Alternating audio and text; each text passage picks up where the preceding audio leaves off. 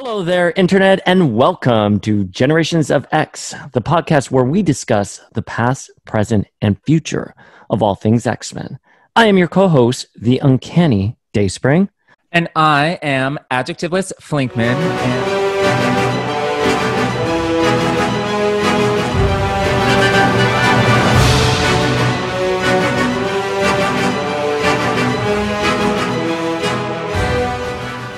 And welcome to the very first episode of our brand new X-Men podcast. Let's make some noise!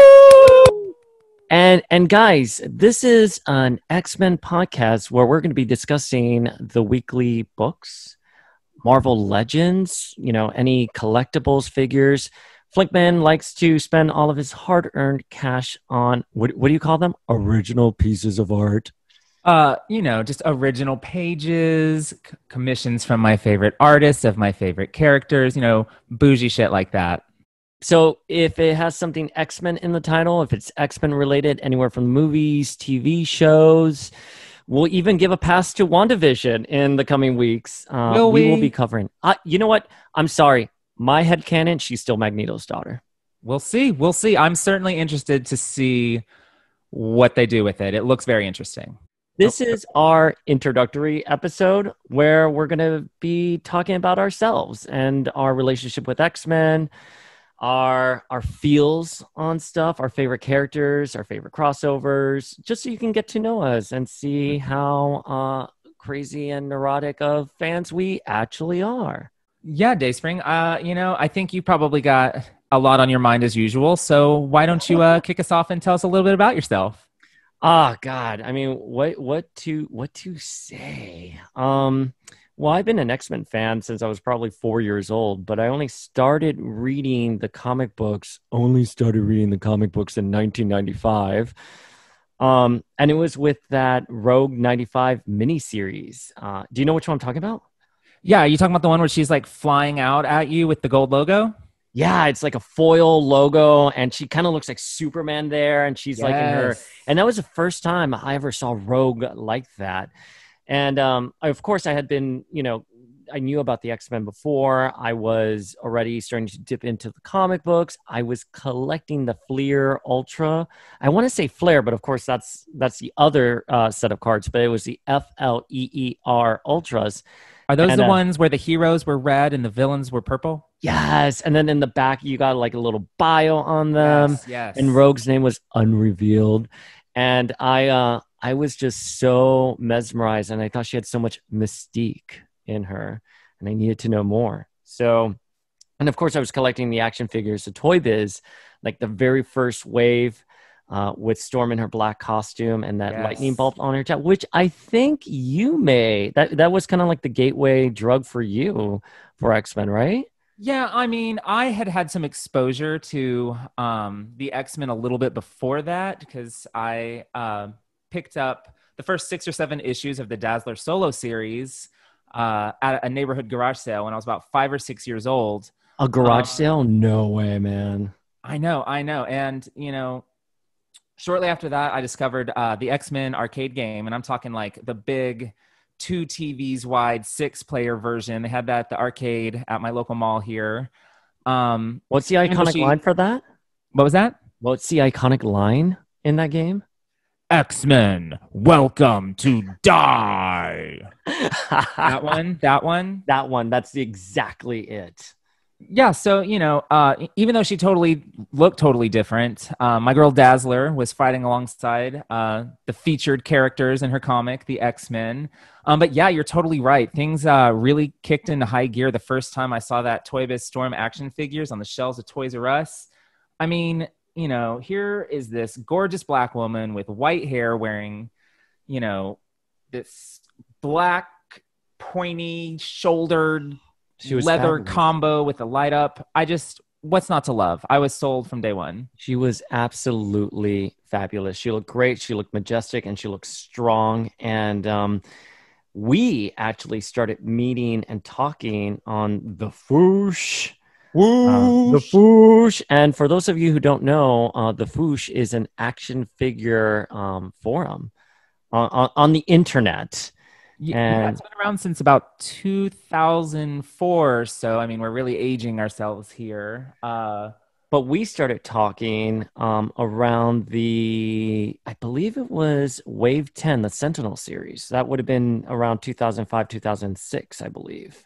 Was it? I see. I think I felt like we started more towards Wave 8 with, again, Storm and her fabulous black costume. I mean, a different black costume, and we can debate all day whether it should have been black, but I seem to vividly remember having a conversation with you about that figure. Am I making that up?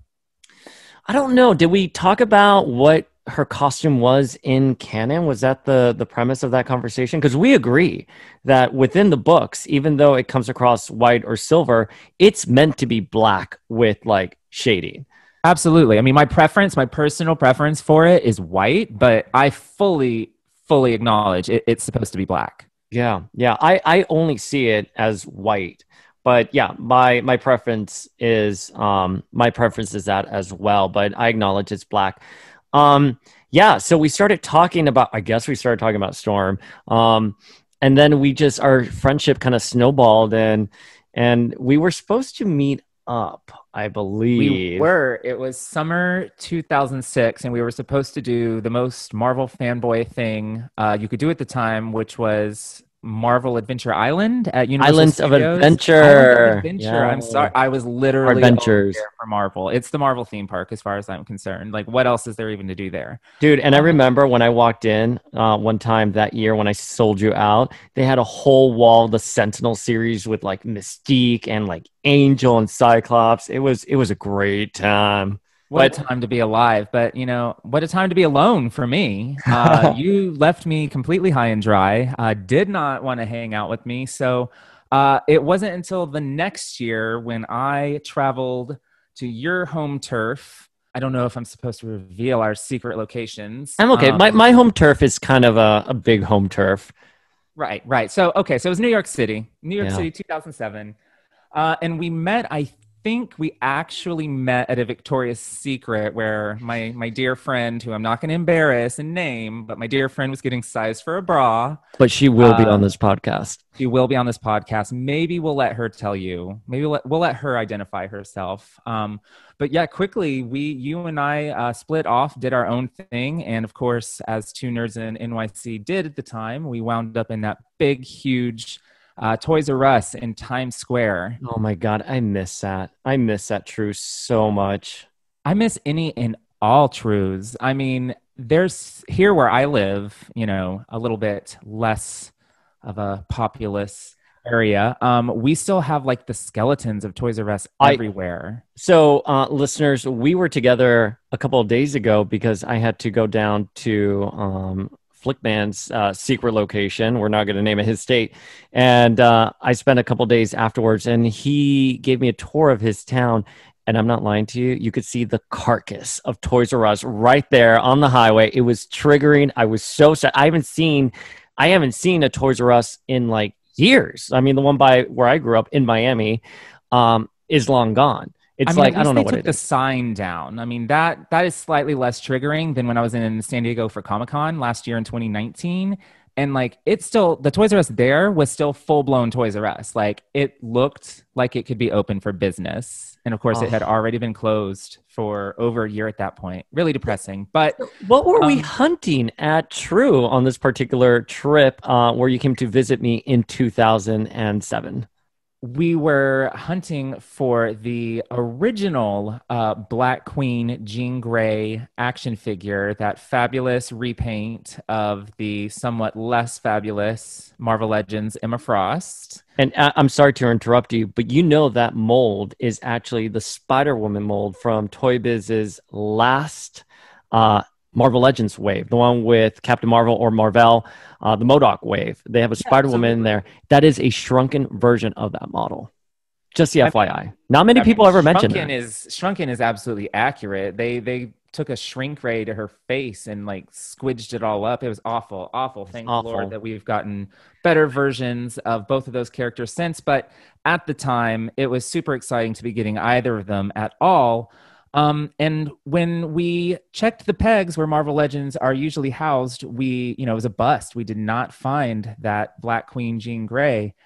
And I started running around the store frantically because, folks, toy hunting in New York City is it's a kind of hard thing to do. So I'm running around freaking out thinking, no, she has to be somewhere. She has to be somewhere. I'm being a terrible host. I just leave Flinkman by himself and just like abandon him. What else is new? Just like the year before. No, but then I think, what was it? Right by the registers, there was like a little bin of something. I don't know what it was a bin of, but right there on top was one lone Black Queen Jean Grey action figure that I picked up. I noticed it, had it in my hands, and what did I do with that action figure, Dayspring? You hoarded it and you ran back to your home state, and you were like, tough luck. What I should have done. What you're very kind, because you saw my face. I feel like my face cracked. I mean, this is like, folks, this is the first time we're meeting IRL. We go toy hunting, which is such an intimate, very cutthroat experience. And Jean Grey, spoiler warning, Jean Grey is my favorite X-Man. I want this Marvel Legends. I'm never going to find, if I don't find it at the True in Times Square on the day it comes out, the second they put it out, I'm never going to find it. And Flickman looks at me and was just like, here, you can have it. And our first photo is you actually handing me Black Queen. Yeah. It's a great photo. We should definitely post it on the gram sometime for a Throwback Thursday. But, as altruistic and sweet as it was for me to let you have that Black Queen Jean, I knew for a fact that in 2 weeks' time, I was going to have absolutely no problem finding that figure where I live. And sure enough, wait. Warmed for a good year to 18 months. Yeah. So let me get this straight. You weren't motivated by altruism. It was about you causing trouble as always. Turn around and face me, Flickman. Just me, you, and the Marvel Legends exclusive Black Queen from Toys R Us in 2006.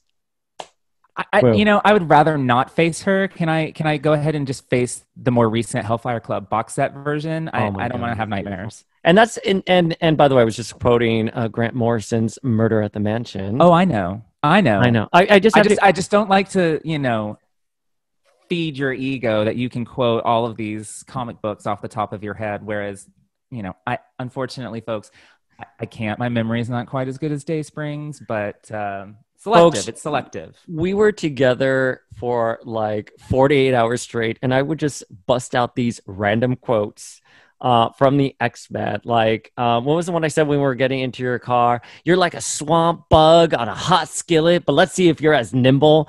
And you just like literally like, what the heck are you saying? You did actually get that one because that's so iconic. I did. I mean, that's so obvious. So obvious. Like only 90s animated series Rogue would ever talk like that. But I kept doing that to you. I'm sorry. It's all right. I love it.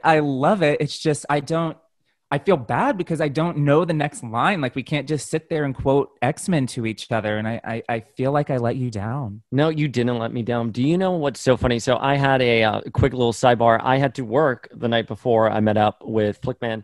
And I was kind of tired. I had been traveling. I mean, in the midst of this pandemic, I was like having panic attacks, blah, blah, blah.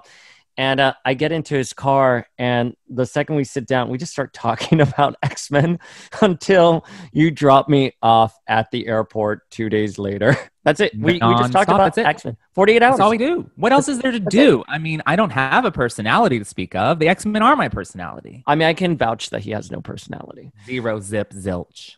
So I think I know the answer to this one, but Flinkman, so I already said Jean is my favorite X-Men. I know this. Who's your favorite X-Man? I don't think you know what you think you know in this situation. Found myself a party, don't know what to do. I have no solo book. Okay, well, number one, she did have a solo book for over 40 Oh, that's right. Yes, she did. She did. Thank you. But no. Okay, so like I mentioned, Dazzler was my introduction to comics, and it's through Dazzler that I actually learned about the X-Men. But for me, I almost, because it was introduced to Dazzler as a solo character, I've kind of never stopped thinking of her in that way. And she hasn't really had those definitive X-Men stories as the character that I am about to name as my favorite. Oh my God, the suspense is killing me. I know. Should I just keep going? Should I just speaking in great hyperbole for the next like 10 minutes and just never actually tell you? No, won't do that. No, my answer is actually the White Queen herself, Emma Frost. I kind of know that. Yeah. I mean, no, I know you're an Emma fan, but wow, I'm kind of thrown off by that. I mean, I'm like staring at you. just think of the conversations, the arguments, the passion that I have, thrown your way in defense of Emma Frost. And honestly, when you think of it in those terms, could it really be anybody else? Hold up. Just because I'm a Jean fan does not mean I don't love my Emma. I am both an Emma and a Jean fan, but yes, but there at the end of the day, there can only be one, and you will always pick Jean Grey. No, and I will always pick Emma Frost. Listen, I think we both agree. First of all, dear listeners, you have to understand, Flinkman and I are on polar opposites of some X opinions, and we have gotten into some pretty big fights in the past. Just ones where I may have not been speaking to him for a few months. News to me. It was such a peaceful few months. You'd think I would have noticed that. But we always come back together. We had a very intense discussion about Madeline Pryor a couple weeks ago. Yeah, speaking of Cyclops love interests. But I think we both agree that Grant Morrison really did a lot for Emma and Jean and sort of propelled them into the characters they are today and really fleshed out their histories. And I love Emma. I love Morrison Emma. I go back and forth with Emma before Morrison. I thought her in Generation X was great, but some of the writing there for her just didn't quite land. But Morrison forward, I mean, there are some flaws. My God, do we even have to talk about some of those uncanny, like, oh my God, fraction? But for the most part, Emma has a very set personality now. Yeah, and I mean, great. Look, I can definitely agree that Morrison pretty much redefined Emma and, did so much with the character to make so many more people love her than before. But I always liked that Generation X and, Hellions Emma Frost, the one who was sort of like the less evil but not goody two-shoes third option to Xavier and Magneto. I really loved that, and I actually was kind of disappointed at first when Morrison like de-aged her to be Cyclops and Jean's age. I was like, oh man, now she's not going to be a force to be reckoned with in the X-Books anymore. It's funny that you say, because you're talking about that famous scene at Ride at Xavier's where the Cuckoos are like, then why do all your students die, you old woman? And she goes, old? I'm only 27 years old, you ungrateful wretches. And she crushes her. I took that as her being sarcastic about her age. But then Cyclops for me are like in their 30s. I'm sorry. Well, that's what I was going to say. I was like, so how old do you think Cyclops and Jean Grey are? I think Cyclops, Jean, like the first class of X-Men are in their like early 30s, like on the cusp, 32, 34. Because at the time, I think that the X editors were saying, Cyclops and the first gen were around 27. So yeah, I took it quite Peter literally. Parker. Well, to line up with Peter Parker. That's fine. Look, who knows? A sliding timeline. We can sit here. All I know is that I was shook when Cannonball whipped out his ID in one of the Utopia arcs. I'm forgetting which one it was. But you're like, look at my ID. I am 21 years old. And I'm like, how are you 21? I was like a baby when you were supposed to be 18. So I guess the ages of the X-Men will always be a little sensitive for me at least. I mean, yeah, now that we're older than they're supposed to be, it can get a little weird at times for sure. You're right. So who do you think draws Emma Frost really well?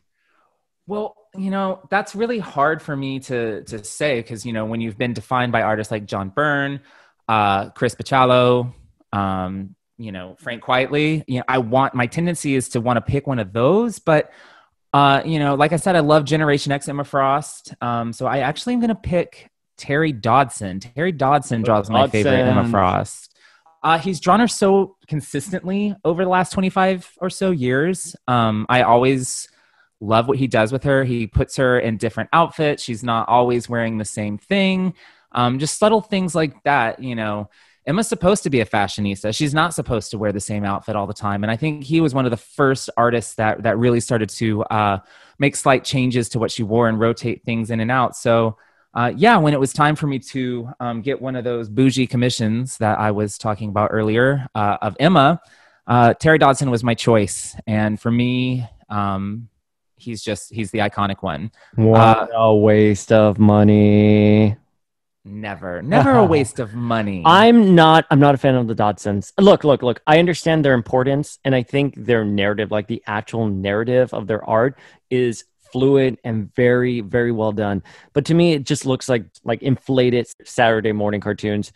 And I mean, that's comic book art to me. You know, like that's a style. I don't know. I mean, I get it. But okay, so who draws your favorite Jean Grey then? And I'm going to disagree with you intentionally because you disagree with me. Well, you know what? I'm going to make it easy for you because the artist I'm going to name is very easy to challenge. And I'm apprehensive to even say it. It's Spit it out. Ethan Van Sciver. No. I know, because he's kind of like, you know, if you follow him on Twitter, you're like, oh my God. But man, man, the art he did. Wait.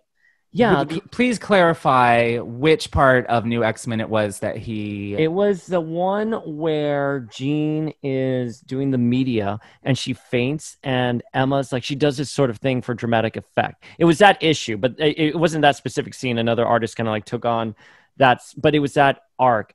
And it's the one, you'll know the cover. It's her in the green Phoenix tee with the X logo on it. Okay. X logo on it and like the fire behind it. He's such a terrible person, and I hate him so much as a person really that I was confusing him with the only artist in New X-Men, the Morrison era, that I actually hated. I'm not gonna throw shade at people. I'm not gonna name names, but there was some art in there that I didn't like, and I just assumed that because I don't like him that it was his. I mean, but I guess not. EVS is not. He's a tough pill to swallow. But judging this based on just the art, that's it. I'm gonna say him, but other artists, I think, did her really... Here's another contentious one. Oh, my God. Greg Land in Phoenix Endsong.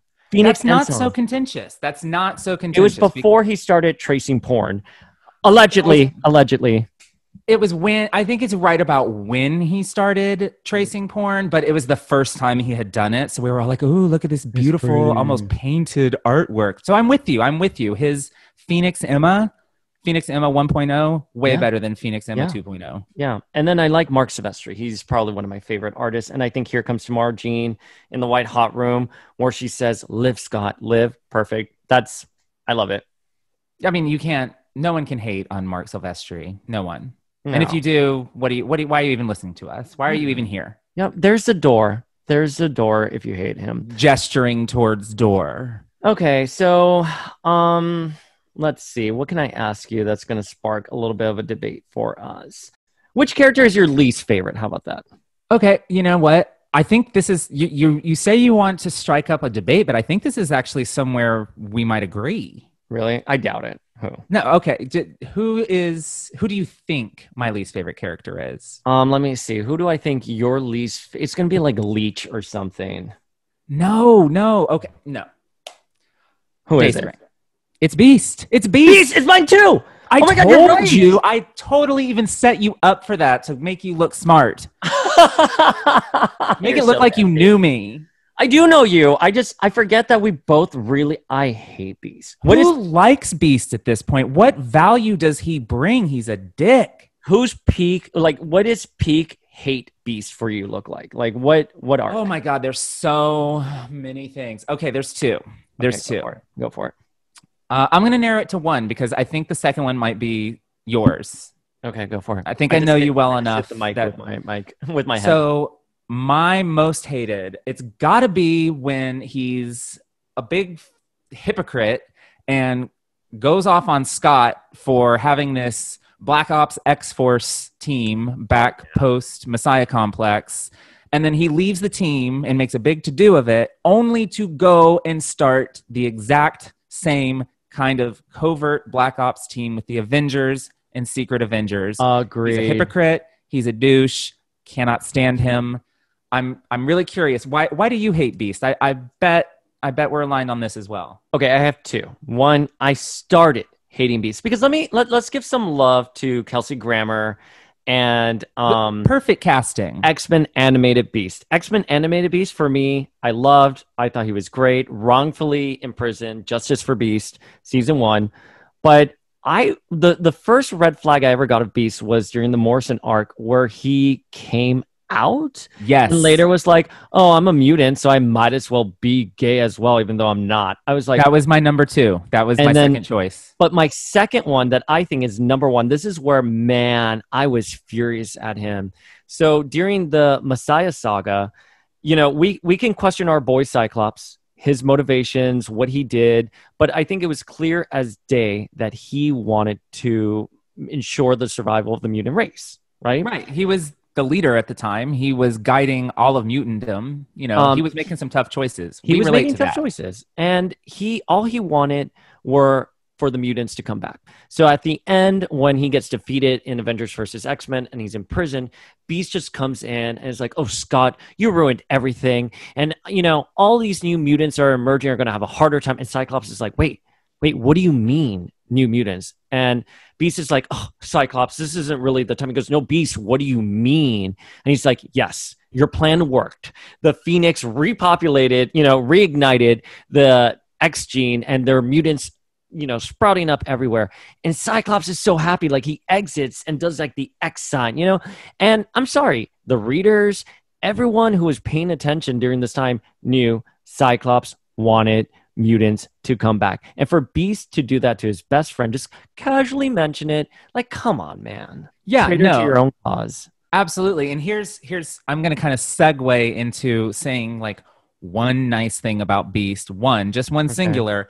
But yeah, no, the one thing that he did in the recent past that I enjoyed was the endangered species lead-in stuff to Messiah Complex, where he was trying to find a scientific way of repowering mutants. Fair. So, you know, he failed across, I don't know how many backup stories he failed across, but he failed across all of them. So to be perfectly honest with you, he was probably jealous of Cyclops, jealous that Cyclops succeeded where he, you know, by accident, basically, where Beast had been trying for years and failing. He's a hater. He's a jealous hater.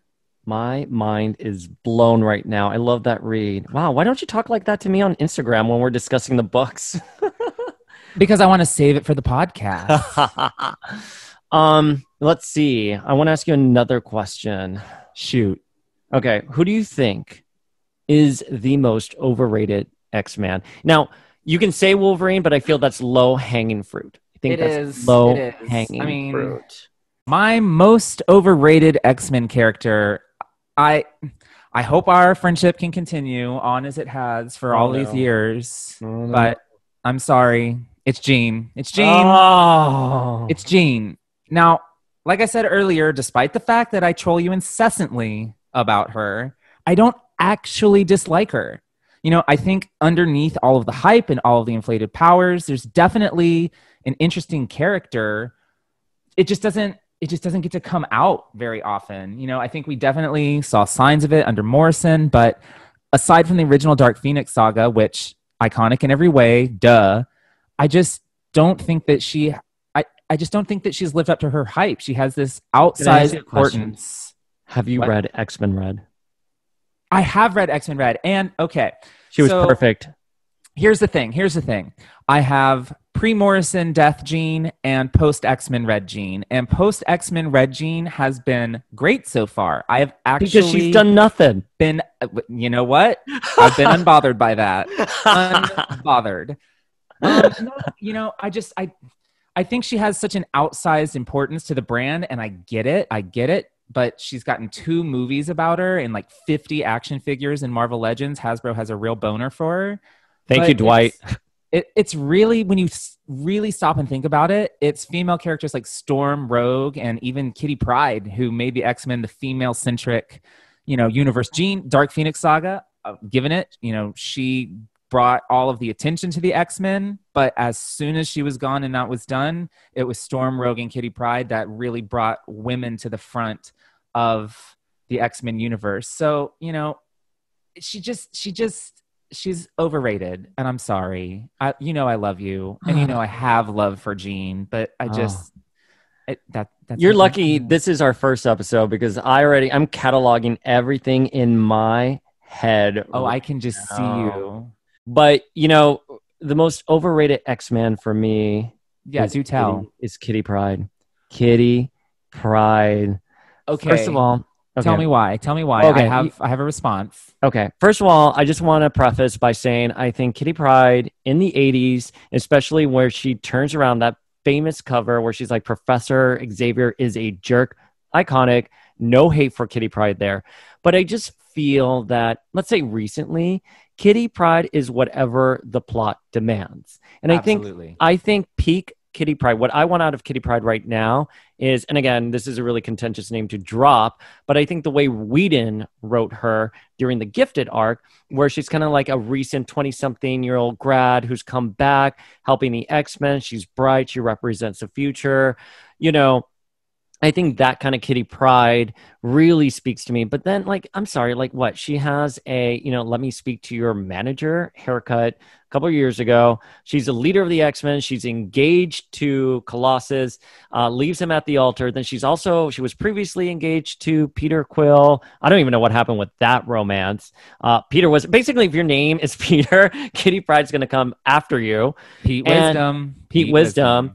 And, I think there's something happening with Rachel now, which I love. I love her. The idea of her and Rachel and Kitty being pansexual, really, I love that idea. So that's what I was actually going to say. That was going to be my response to you. Because I know you so well. Peak Kitty Pryde for me is Excalibur, all the way, puffy blue sleeves and puffy brown hair. Love it, love it, love it. And her, only hinted at the time, special friendship with Rachel Summers. And now, of course, we're living in a little bit more of an open-minded era. And yeah, I definitely caught that look from Kitty to Rachel. I definitely caught it. What was that in? What was that in? That was in the last issue of Marauders, right? Where her hair gets really curly again. Yes. Where she finally gets her Alan Davis hair back. Yeah. But, and that's also Marauders. I have grievance with Marauders because now Kitty's a pirate for no reason. But at least they brought back her terrible fashion sense. That is a hallmark of the character. Fine. But and I'm still not even a whole mystery is built around why she can't get to Krakoa and why she couldn't get resurrected. And it was because she couldn't phase through the egg. Does that mean she just needs to phase through the gate? I don't know. More to come on that, I'm sure. More to come. But Kitty Pryde for me recently is a character Marvel feels like they're pushing on me, and they're going to sell her in a variety of different packages. They're going to market her as a pirate, as the leader of the X-Men, as a young 20-something-year-old. I want her consistent. And again, like I said, I am all for her and Rachel. That makes sense to me. Yeah, and I definitely agree that they sort of make her anything the story that they want her to be. But I think that's a generation thing. You know what I mean? Kitty was the point of entry character for, 2 generations of X-Men fans, in the 80s and then again under Joss Whedon. So I think we're just in an age where all of these writers grew up with Kitty Pryde. They want to use her. Right. They want to leave their own stamp on her. And I agree. It's made her an inconsistent, somewhat confusing character. And I think that started with Joss Whedon personally. Wow. I mean, I have feels about Whedon. I interviewed him for Wizard magazine and he was not nice to me, but I did think that those first 6 issues of Gifted, I liked Kitty Pryde. And I think it was because that scene where she walks into the mansion and she says, I don't see the Brood. I don't see, all these attacks. All I see are shards of me. And it's, kind of reminiscent of her upbringing there. And I thought it was very beautiful. And at the time, I was in my early 20s. I had just graduated college, or I was about to graduate college. And, you're nostalgic for your younger age. But, we can go on all day about this. Yeah, in closing to that, all I want to say is I'm ready for Generation Jubilee to take over the books. Yeah, absolutely. I'm ready for Jubilee to be the new Kitty Pryde. A 1000. Wow, look at us agreeing so much. What are we even doing this podcast for? It's so pleasant. So I know, man. Let's see. What other contentious question can we ask? Oh, I have one for you. Oh, yeah, go for it. If you want to know overrated, I want to know underrated. Who is the most underrated X-Man? Well, look at this. Look at this. Following the trend of us getting along, I think the most underrated X-Man is Dazzler.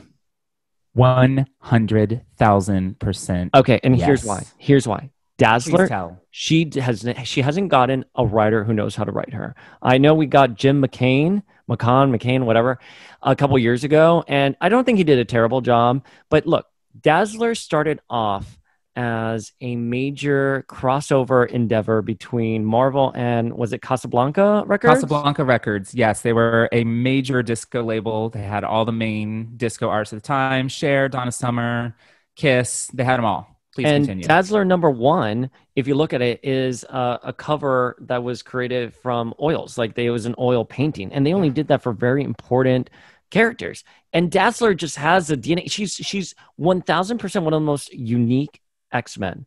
She is a singer. She has celebrity. She has a convoluted history with Longshot and Mojo World and Shatterstar.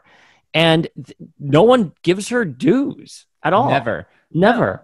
No, and it's really unfortunate because over the years we've had various iterations of public-facing X-Men teams, and you would think that Dazzler, as one of the most public-facing mutants and X-Men in particular, would be on those teams, and she never is. They never use her in some of the most obvious ways. I think there have been times where she has lived up to her potential, not so much in the recent past, but I do have to give it to Greg Pak, his Extreme X-Men. What was that? I'm just Greg Pak. I interviewed him as well, and I called him Greg Pak, and he was like, it's Pak. Well, Greg Pak, you wrote an amazing Dazzler. That Extreme X-Men was basically Exile Volume 3. But, having her in a leadership role and not being a perfect leader, but, leading a team of folks through the multiverse and saving worlds and putting Sage in her place, I dug it. But aside from that, she honestly has not been written well since she was dumped in the Mojo-verse at the end of the Outback run and had her lost decade. They're like, see ya, Dazzler. Right, they couldn't even be bothered to follow through on her pregnancy plot. God bless Peter David. He cleared up. God bless him. What lingering X-Men plot thread did he not clear up? If you're going to dig into the archives and you're going to confirm that Shatterstar is in fact the long lost son of Dazzler and Longshot, and give us an issue about all of the craziness and mind wonk that led us to that, amazing. Amazing. I could go on and on about why and how Dazzler is the most underrated X-Men character of all time, but honestly, there are not enough hours in the day. That just seems like it needs to be a whole special episode, to be honest with you. It's I could talk about Dazzler all day, and we'll probably have to film a whole special episode about it, but all day long, all day and well into the night. But this is about getting to know us, not getting to know Dazzler. So a hallmark of the X books, of course, is the crossover. And when I say crossover, I'm referring specifically to things like the Mutant Massacre, which was the very first crossover. The crossovers that go through multiple titles and you have to read every single one or you have no idea what the heck is happening. Which one of those is your favorite? I'm curious. I don't know if we've ever discussed this. I don't think so. I think okay. I have a good answer and I have a bad answer. The good answer for me is Age of Apocalypse, and I thought that was just so well done. I thought the direction was really great. I thought it was a really great look at the characters. In this alternate universe, and I love X-Men Omega. I love that ending with Destiny taking Ileana into the crystal. I love Nate coming to our world, but Yeah, I mean, Age of Apocalypse No, is fantastic. no, It's a great. rare example of Dazzler being used well. Yeah, yeah. Oh my God, yeah. Speaking of Dazzler, she was used well, but that's not why I'm like my favorite crossover is Onslaught, and I read that maybe at the beginning of the pandemic or maybe a couple of months before the pandemic. I just wanted to reread it because I got the Marvel Unlimited app, and Flickman, it's not good, but I loved it. I loved it. There's for me, it's just like 1996 X-Men, Joe Mad, Scott Lobdell. It's oh my god, like this huge messy crossover, and I that opening scene with Jean, and the distress call, and Bishop wondering who the X-Traitor was, and all this time we thought it was Gambit, but it was actually Xavier, and the Avengers having to come in, and Nate mistaking Jean for Madeline, and that big epic fight in Central Park, and No one ever has to read Onslaught now. You have done everyone such a favor. Franklin Richards is there, and that relationship is explored again in the 12, with the rapport, the big brother, little brother rapport they have. It's Onslaught. Don't judge me. I'm not going to judge you, but I am going to call shade a little bit because that not good. is a Marvel Universe crossover. Oh, is it a Marvel Universe? No, it's of course it came out of X-Men, but it's like, to me, it's kind of like Avengers versus X-Men. A little bit. It's an X-Men story that the Avengers hijacked. No. What are you doing? No. It's an X-Men crossover. Onslaught is recognized as an X-Men crossover. Someone get CBR on the line here. Can we dial in CBR? Listen. Do you consider Avengers versus X-Men an X-Men crossover? I would not, but I acknowledge it is. So but what's the difference here? What's the difference? Okay, because well, I didn't Avengers like versus X-Men. I legitimately don't like Avengers versus X-Men, so I would hope it's not, but it is an X-Men crossover. I mean, not in my head canon. Not in my head canon. Well, okay. Well, what is the best X-Men crossover for you? And if there is an Avenger that appears in there, I'm going to call you out on that. Honest to God, I think not one single Avenger appears in my answer, and that is Messiah Complex.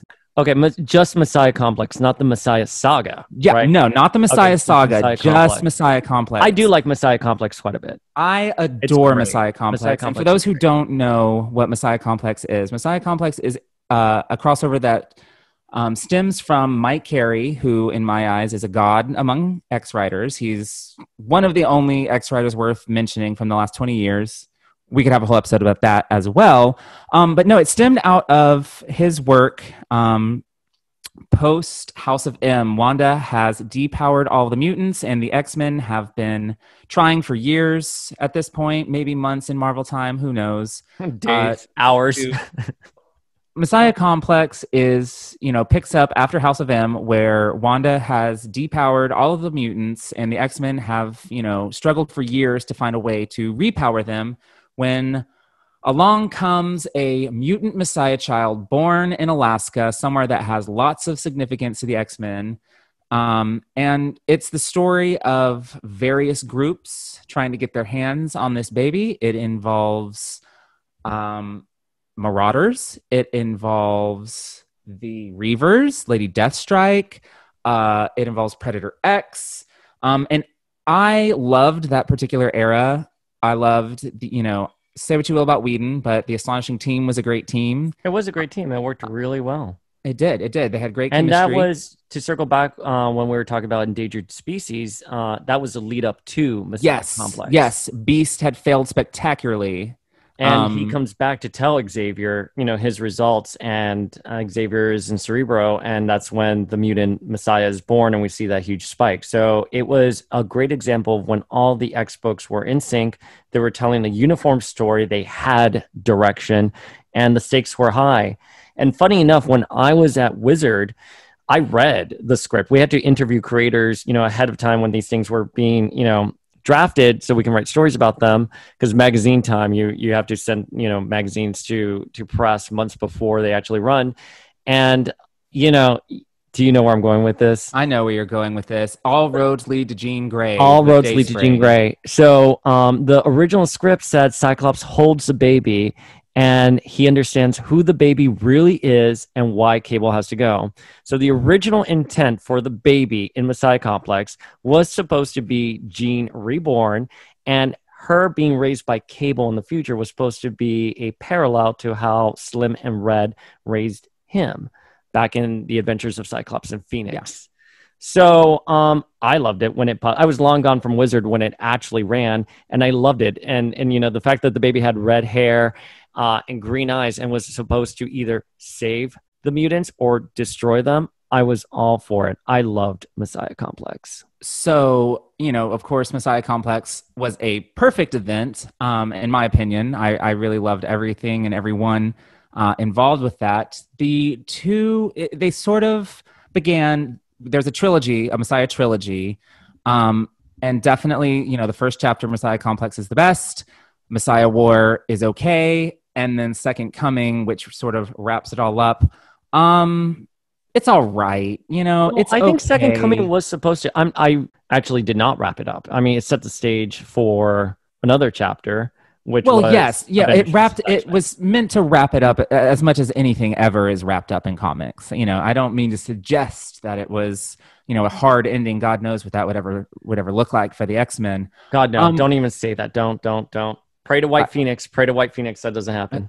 Please, Gene. This is the only time I'll ever ask you for anything. I promise. No, but they were, they declined in quality to the point where, the overall Messiah story kind of fell off. To me, I didn't really enjoy how it ended up, but nothing will, in comics, I don't think for me, will ever compare to the excitement of reading Messiah Complex week to week over however many months it was.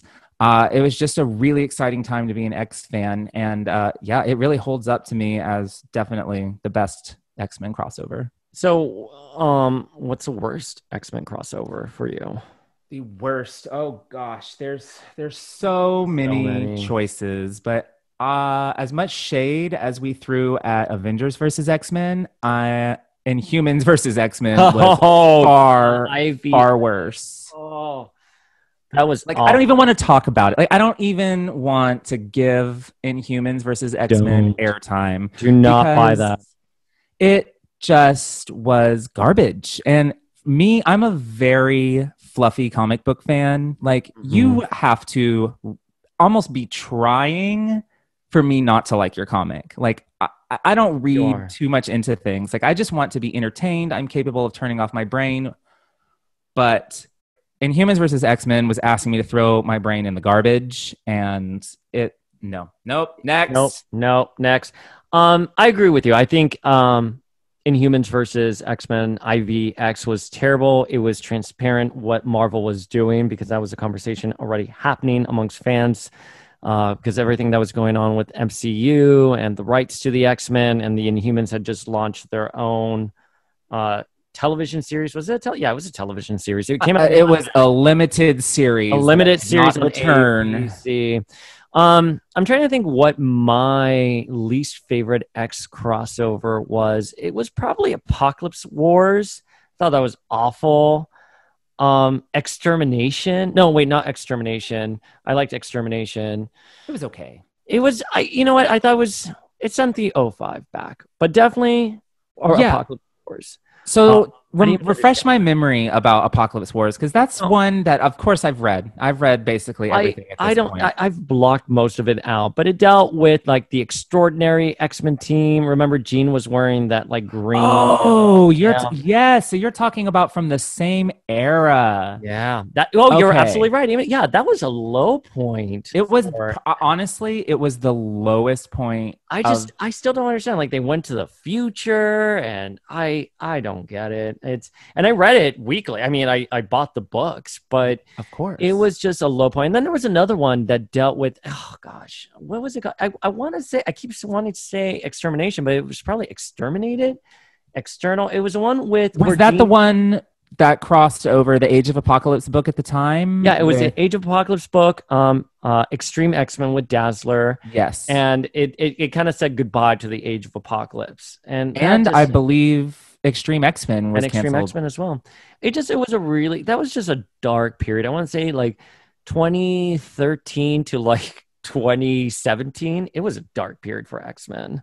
Yeah, I mean, there was a time there where I considered dropping the X books because they had just gotten so far away. Yeah. I never would, I never could, but until Hickman came back and saved us. Hickman did come back and save us. You know, I know we have a lot of thoughts about that, as do most of our listeners. That will be next episode. That will be the next episode. But I guess we can talk about bad crossovers for a very long time. But I think that's a good segue into what's coming up in this podcast, because we have a crossover, Ten of Swords, that we're absolutely wild about. Yeah, absolutely. You know, but we can't talk about Ten of Swords without talking about the crossover that launched this whole great new X era. House of X, Powers of X. House of X, Powers of 10, as That's you would okay. say. I cut you off. I'm sorry. I threw you off. It's okay. It's okay. I'm horrible. And Dawn of X as well. Right. So, you know, come back next week as we will give you our thoughts on the Hickman relaunch and take a look at chapters 3, 4, and 5 of the current X of Swords crossover. And folks, that wraps up our first episode. I wanted to name this first episode Days of Future Podcast. Perfect. What else makes sense? Or Night of the Podcast Part 1. That would imply a Part 2. But folks, my name is the Uncanny Dayspring. And I am the adjectiveless Flinkman. You can email us any questions at generationsofx@gmail.com. Or follow along on Instagram at generationsofx. And this is us signing off from our very first episode.